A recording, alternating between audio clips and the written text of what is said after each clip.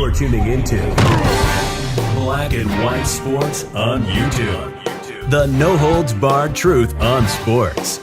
The main event starts now. All right, Black and White Sports supporters. Well, my goodness.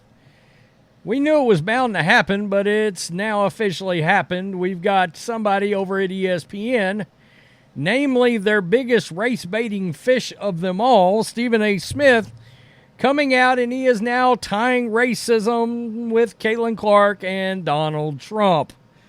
Oh, God, the laziness of these people is pretty astounding. But as we know, yesterday, renowned race baiter Jim Trotter, formerly of NFL Network fame, I think he's actually suing the NFL for racism right now, tried to race bait Caitlin Clark into making all these comments about racial topics and culture wars and all this, that, and the other. I've done 2 videos on that. Dejanay Carrington went on a massive unhinged rant attacking Caitlin Clark, even though all of her comments hadn't come out yet. Oops. And of course, Caitlin Clark gave a very professional answer about basketball being a job, and she loved the sport, and she didn't want to get involved in everything. Keep in mind, it wasn't people like me that brought up race. It was WNBA players that decided to bring up race in the scenario. Asia Wilson did it, most notably right off the bat, before Caitlin Clark had even gotten the league. She was pissed because she didn't get the Nike signature shoe deal. And, of course, the wokes on X got gaslighted, and she got a signature shoe deal. So, Stephen A. Smith has went on this wild rant because that was a topic of discussion this morning on First Take, was Dejanay Carrington and the fact that Caitlin Clark doesn't want to jump head first into all these topics involving things like racism, bigotry, misogyny, xenophobia, who the hell's bringing that up, homophobia, and intersectionalities of all of them all is nuts. Yeah, I mean, some people don't want to use a platform to talk about that crap. They don't. I mean, seriously, we're literally to the point where now athletes have to defend themselves if they don't want to talk about an issue. If they don't want to be political, it's a problem, which is ridiculous. We're here to play basketball, Carrington. And Stephen A. Smith, you're there to talk sports, I thought. Yeah, but nobody's going to do it. And people like me exist because, well, I'm going to call them out when they act like a bunch of idiots and they say dumb things like they're about to say. Because, once again, Donald Trump and all the people that follow him and all the people that will vote for him obviously are racist, even though you've got Latinos, Hispanics, blacks, people of all ethnicities that are going to vote for him, and you can't even hide it anymore. The Bronx was nothing but blacks and Hispanics at that rally. It doesn't work anymore. The argument is over. Well, Caitlin Clark supporters and Donald Trump supporters must be the same, and they must all be racist.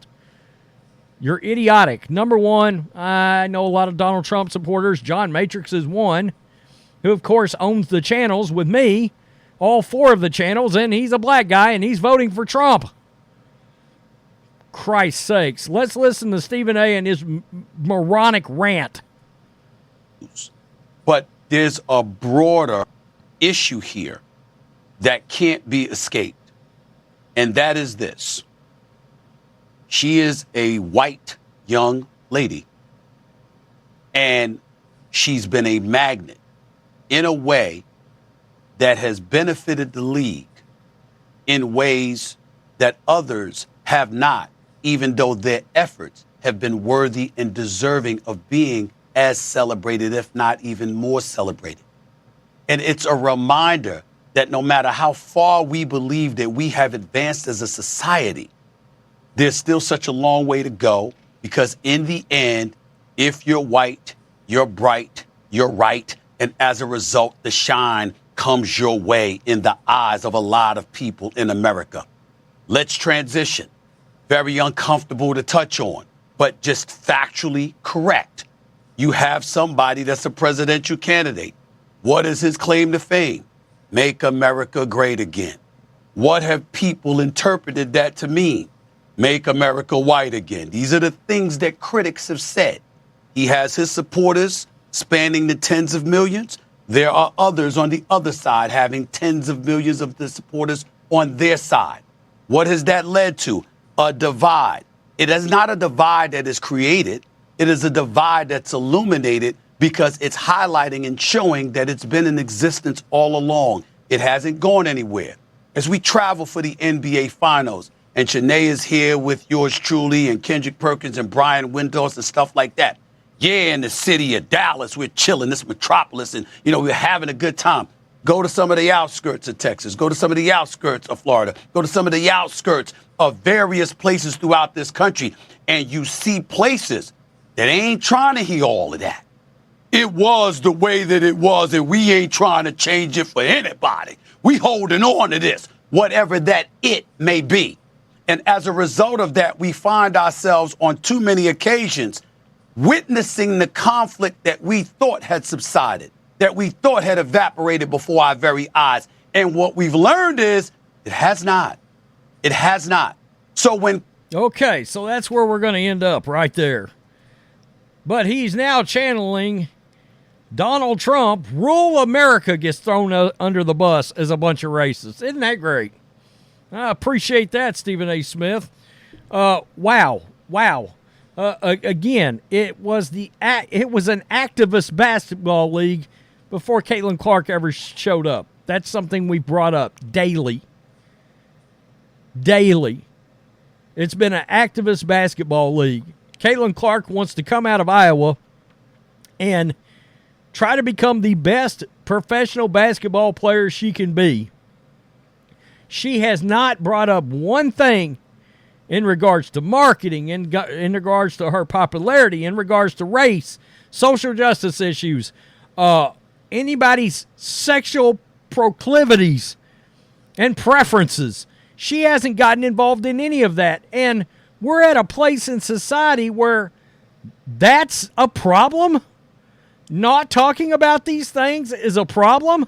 That you can't just go to work and this is her job, do her work, and go home and work hard and become the best at her craft. That's not okay because your silence makes you racist. No, your silence makes you professional.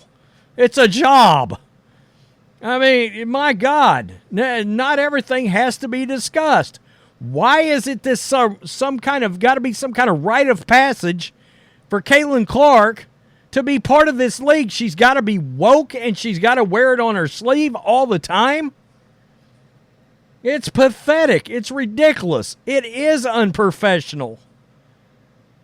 I mean, she brings a level of, and I understand a lot of it is jealousy, and a lot of it is. But the fact is, if it was because she was white, Diana Taurasi and several others would have blown this league up a long time ago. That's not it. That's not it. It is a phenom-like level of talent. It is Steph Curry mixed with Larry Bird, as I've said, with the branding power of Michael Jordan walking into the league. And all of these benefits that can come with that for these players.